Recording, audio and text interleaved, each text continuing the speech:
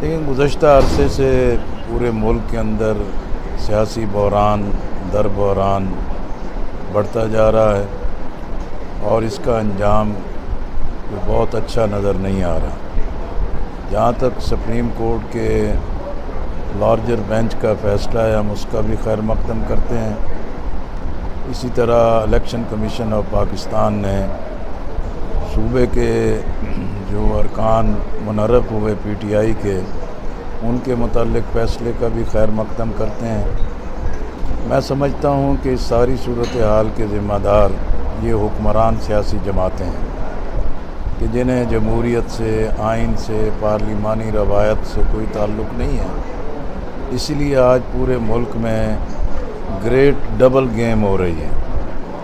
عمران خان فارغ ہو گئے، دوسروں کی فراغت کا مرحلہ آ گیا ہے، اور اس پورے کھیل میں، تصادم میں اور پوری شدت میں اور انتقامی اور جو بد زبانی استعمال ہو رہی ہے، اس کی وجہ سے پورا سیاسی جمہوری نظام خطرات سے دوچار ہے۔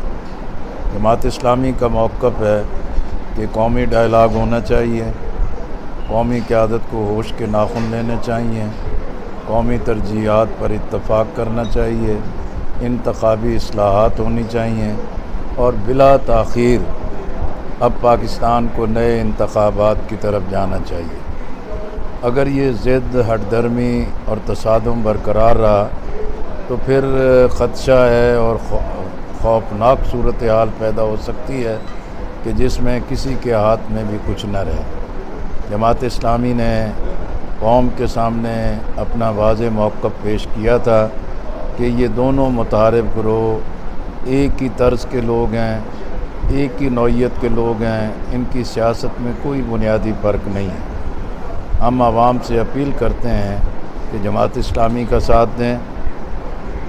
ہم ملک میں آئین کی حکمرانی بھی لائیں گے، قرآن و سنت کے مطابق نظام بھی لائیں گے، اور وفاقی شرعی عدالت کا جو تاریخ ساز فیصلہ ہے اس کے مطابق ملک میں اسلامی معاشی نظام بھی لائیں گے۔ فیصلہ عوام کو کرنا ہے کہ انہیں اپنے مستقبل کو کس طریقے سے محفوظ رکھنا ہے۔